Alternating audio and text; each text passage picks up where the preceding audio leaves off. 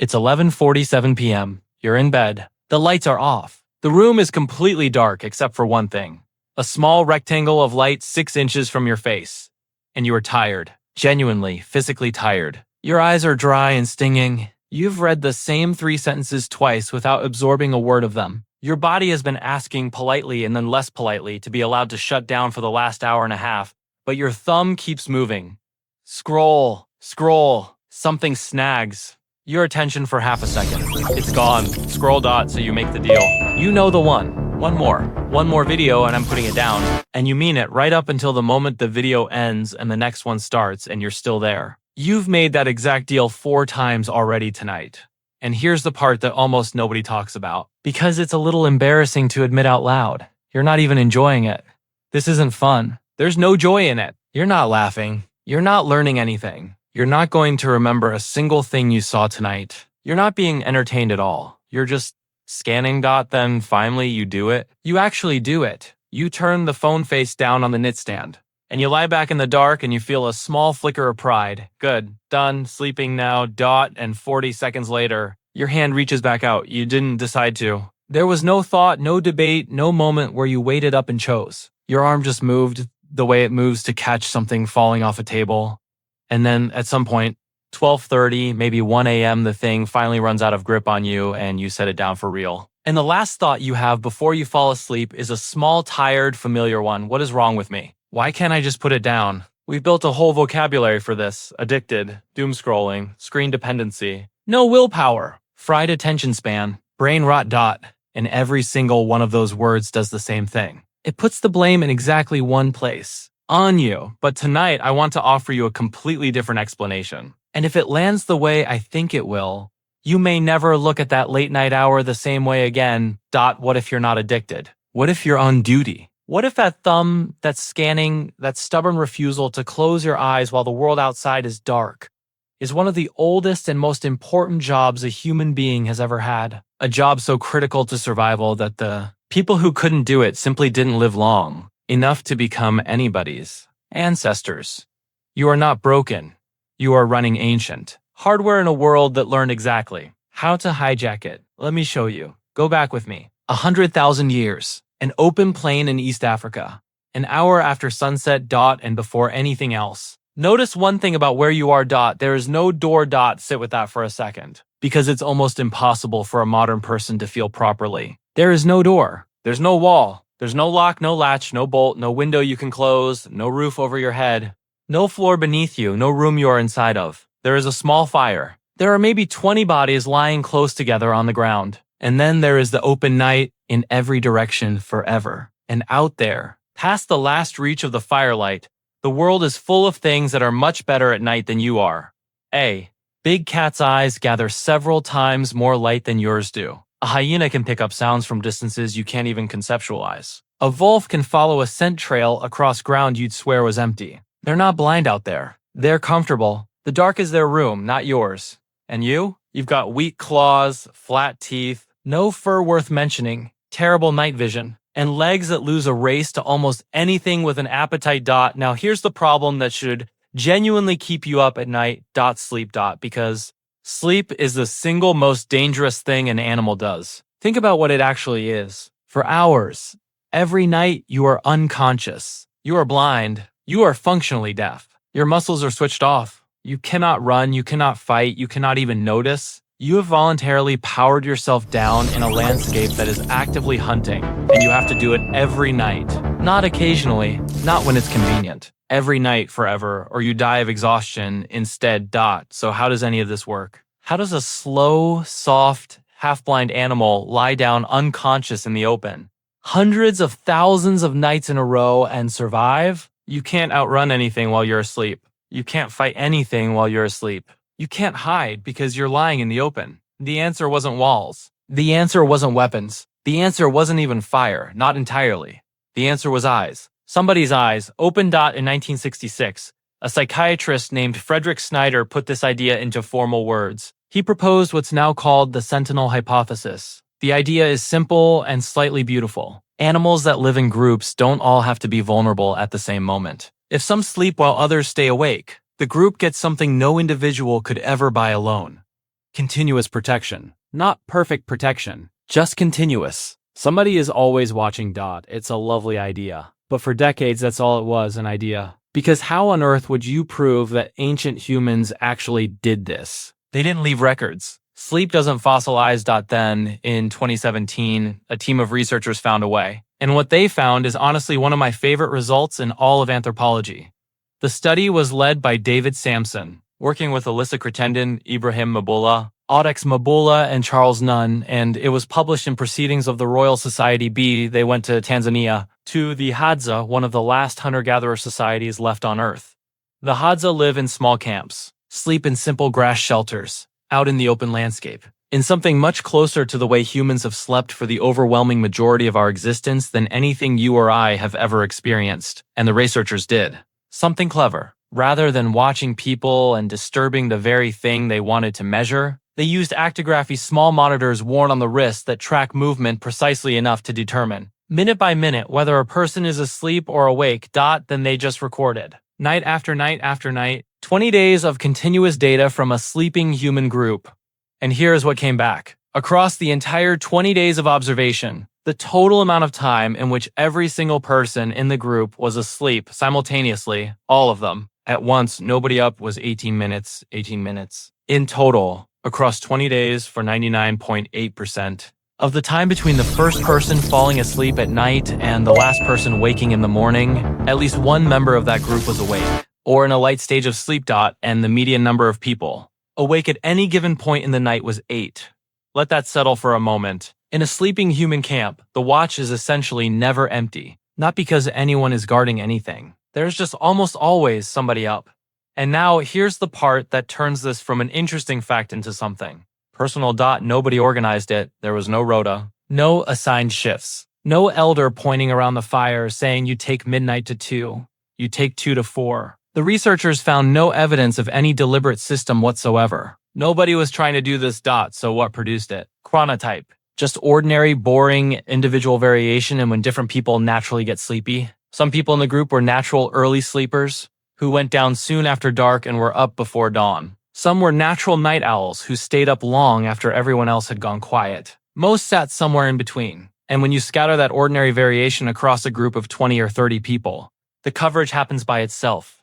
The night watch isn't a plan. The night watch is what automatically emerges from a group of humans who don't all get tired at the same time. And the researchers found something else on top of that. Chronotype covaries with age. Older members of the group tended to shift earlier, falling asleep sooner, waking earlier. Younger adults tended to run later, staying up into the small hours. Which means the mixed age group, the thing every human band has always been, the thing we take completely for granted, was itself the security system. The grandparents cover the dawn. The young adults cover the deep night. The middle of the group covers everything else. Nobody designed it. Nobody agreed to it. It just works. So now think about what that does to our idea of a bad sleeper. The teenager in your house who genuinely cannot fall asleep before 1 a.m. and genuinely cannot function at 7. The one who gets called lazy, undisciplined, addicted to their phone is running a chronotype that, 100,000 years ago, was the specific reason the camp made it through the deep. Night alive. The grandparent who's wide awake at 4:30 in the morning and gives up. Trying to get back to sleep isn't broken either. They're holding the last watch before dawn. Exactly the way their ancestors did in exactly the same slot. Your family isn't full of bad sleepers. Your family is a shift rotation that lost its purpose. And here's the strangest part of all. The vigilance doesn't switch off when you finally do fall asleep. Your brain never fully powers down. Even in deep sleep, some part of it stays online, monitoring the world around you. It is not resting. It is working. This is why one specific kind of sound will yank you out of sleep instantly. A door handle turning. A footstep on a stair, someone quietly saying your name, while a much louder but meaningless noise won't touch you at all. A storm outside doesn't wake you. A single unexplained Dracos. You're not being woken up by volume. You're being woken up by relevance. Something inside you is listening all night long, and it knows the difference between meaningless noise and a thing that shouldn't be there. Researchers have even documented something called the first night effect. When a person sleeps somewhere unfamiliar, one hemisphere of the brain stays measurably more alert than the other. Lighter sleep, faster to react to sounds coming from that side. Half your brain quietly stands guard on your first night in a hotel room. You didn't ask it to. You didn't notice it doing it. It simply concluded, new place, unknown risks. Don't go all the way under dot. And then there's the oldest piece of evidence of all. And it's sitting in almost every home that has a child in it. Fear of the dark. Children, across virtually every culture on Earth, develop it at roughly the same stage without ever being taught. Nobody sits a 2-year-old down and explains that darkness is statistically dangerous. It just arrives on its own, on schedule. Like teeth coming in dot, it arrives because for the overwhelming majority of human history, it was simply correct dot. So put all the pieces together and look at what you're actually carrying around inside you. A system that reliably resists sleep as darkness falls. A system that keeps part of you monitoring the environment while you're unconscious. A system that treats an unfamiliar room as a reason to stay shallow all night. A system that hands your children an automatic, unlearned fear of the dark. That is not a list of bugs. That is a night watch. Fully installed. Still powered on. Still running. Inside a body lying in a locked apartment on the 4th floor of a building in a city with streetlights. Which brings us to the interesting question, Dot, if the predators are gone and they are, what exactly is that system scanning for tonight? For most of the last few thousand years, the honest answer was, not much. The watch would come online at dusk, sweep the environment, find nothing at all, and eventually stand down. You'd lie in the dark, feeling vaguely alert for a while. And then you'd sleep, Dot, and then we built something that gave it a target. Look at what a notification actually is. Mechanically, Dot, it's a small, unpredictable signal. It arrives at random intervals. It carries information that might be genuinely important, or might be completely meaningless. And crucially, you cannot tell which one it is until you check. That is a rustle in the grass. That is precisely, exactly, the input this system was built over hundreds of thousands of years to detect and resolve. Your ancestors heard an unexplained sound in the dark and could not go back to sleep until they knew what it was. You hear a buzz in the dark and cannot go back to sleep until you know what it was. Same circuit, same compulsion, different century. But the notification is only the front door. The real hijack is the feed itself. Because think about what the ancient scan actually needed in order to end. You hear a sound. You lift your head. You look. It's the wind moving the grass. Threat resolved. The system stands down, your heart rate drops, and you go back to sleep. Resolution is the off switch. That's the entire design. Scan until resolved, then stop. Now look at an infinite scroll. There is no bottom. There is no last item. There is no moment where the feed turns to you and says, that's everything. Nothing else is coming. The environment is clear. It is engineered deliberately, carefully, by extremely smart people who are measured on exactly this to never resolve dots, so you're running a vigilance program whose only exit condition is resolution, inside a system specifically built to never provide resolution. That is not weak willpower. That is a loop with no exit dot, and it goes further than that because the content itself got selected for. Recommendation algorithms don't have opinions about you. They don't want anything. They optimize for one measurable thing, what holds attention. So they run millions of tiny experiments across millions of people, and they keep whatever wins, and what wins over and over and over again is threat, conflict, outrage, danger. Something is wrong. Someone is angry. Something is coming. And you need to know about it. Nobody sat in a boardroom and decided to weaponize your survival instincts. Honestly, it's worse than that. The system discovered them by trial and error. Because they work better than anything else, the algorithm found the night watch, and it learned without ever understanding what it had found to keep feeding it rustles in the grass forever dot, and then layered on top of all of it, there's the light. For 300,000 years, fading light was the signal, the single most reliable piece of information your body ever received. Light going means the day is ending. Day ending means melatonin. Melatonin means the whole system begins its shutdown sequence, and you are holding a small bright screen 6 inches from your eyes, telling that ancient system continuously that the sun has not gone down yet dot, so of course it doesn't stand down. Why would it? As far as your biology can tell, it's still daytime. There's still something moving out there in the dark, and nobody has confirmed that the camp is safe. And you lie there, exhausted, thumb still moving, quietly wondering why you have no self-control. You have plenty of self-control.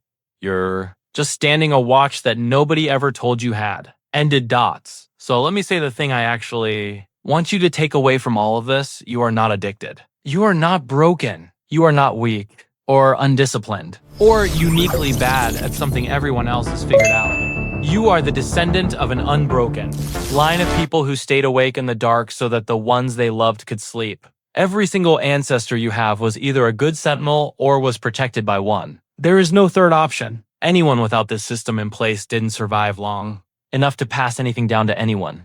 That vigilance isn't a flaw in you. It's the reason you exist at all. But it does need one thing from you now.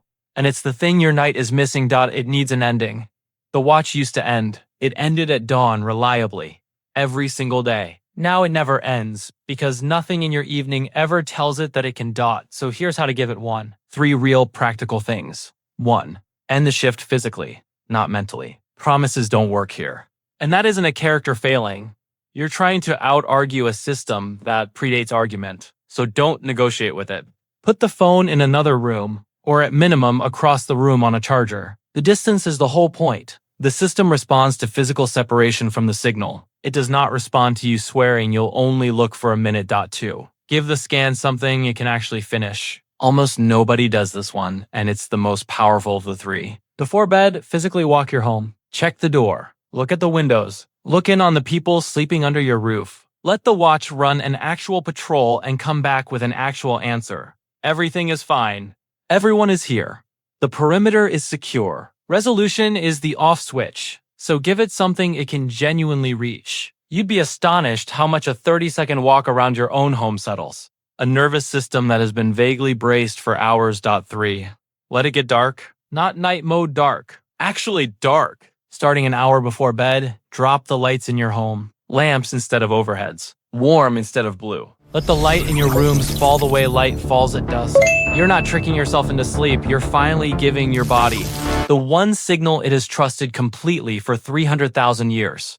And one more thing, for the night owls specifically. If you're the one who can't sleep before 1 a.m., who's been told your entire life that you have bad habits and poor discipline, hear this clearly, you don't have a defect. You have a shift. Your body is running the schedule that kept your ancestors alive through the deepest, most dangerous hours of the night. That's not a moral failing. That's a job description. Stop apologizing for it, and where you can, build a life that works with it instead of against it.